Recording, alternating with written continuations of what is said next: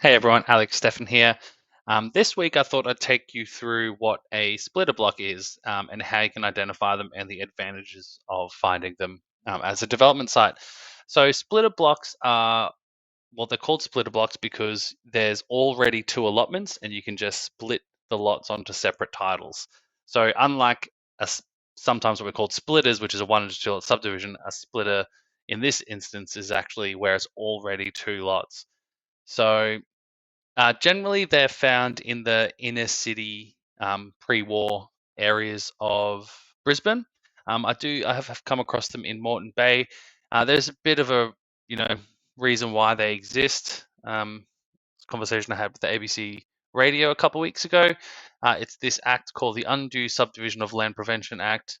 That was through Queensland in 1885, which basically meant that the lot sizes couldn't be less than 40 by 10, which is 405, or it ends up being.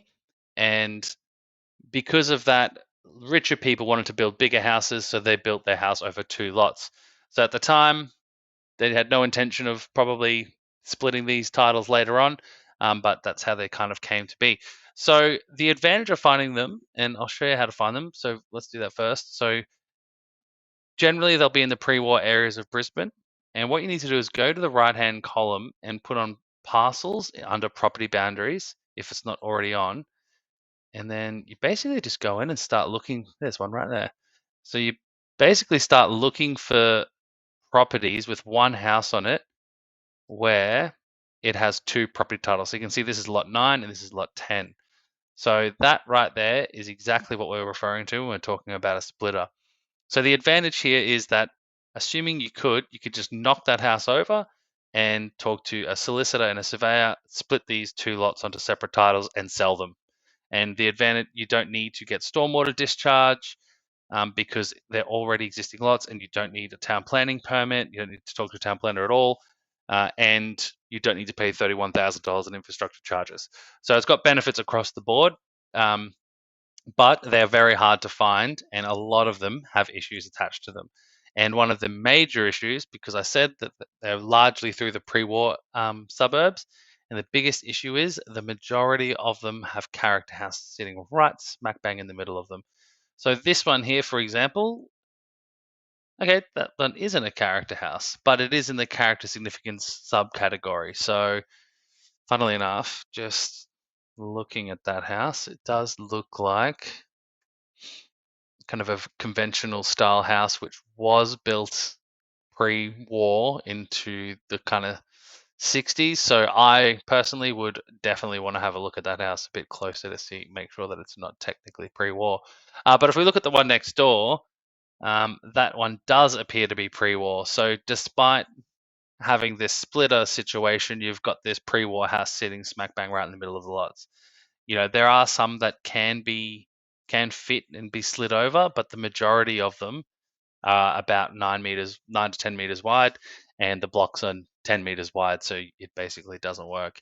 If the council also won't let you narrow those kind of Queenslanders, so if you wanted to like cut the side balcony off and slide it over to council, that's just as bad as demolishing the entire building. So that's unfortunately not supportable.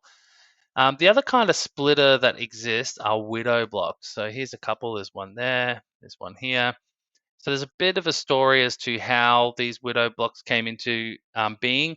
One of them is that before the men went to war in World War II, they realigned the boundary so it kind of went diagonally across the site. So their wives couldn't sell the blocks of land underneath them. So essentially guaranteeing that the house will be there when they come back from the war. But I've asked the Brisbane City Council head archivist, some another person in that same team. I've also gone to the state government to see if anyone can give me kind of any solid information about how these came into being, and no one really knows. So that all might just be a nice story. So there's probably a good one right there that doesn't appear to have a pre-war house on it, but is a widow block, so it's technically two lots.